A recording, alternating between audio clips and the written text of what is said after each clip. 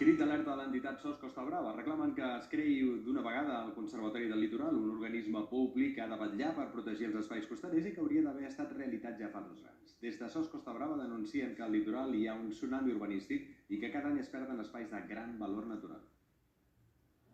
La protecció de les 13 hectàrees incloses al projecte d'ampliació de la Marina del Port d'Aro és una de les prioritats de l'entitat SOS Costa Brava i l'instrument que reclamen per preservar aquest i altres espais costaners és la creació del Conservatori del Litoral.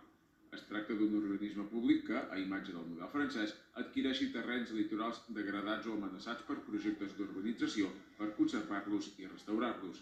La Llei de Protecció i Ordenació del Litoral del 2020 ja preveia crear el conservatori en el termini d'un any.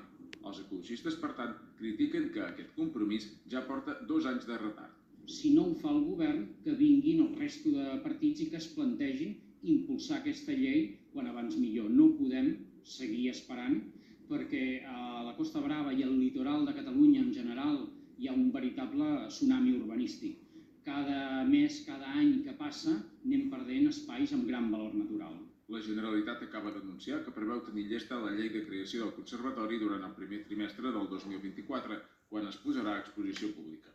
Mentrestant, s'estan buscant instruments legals per poder adquirir finques d'interès. En aquest moment no existeix cap eina legal que ho permeti fer, doncs perquè l'administració no pot comprar el que vulgui ni el preu que vulgui. Hi han d'haver uns criteris, hi ha d'haver un interès demostrat, hi ha d'haver uns procediments, hi ha d'haver un preu establert i, per tant, necessitem poder disposar d'aquests mecanismes per poder actuar com toca. Segons SOS Costa Brava, al litoral gironí hi ha més de 60 pinedes i retalls de natura amenaçats per projectes urbanístics.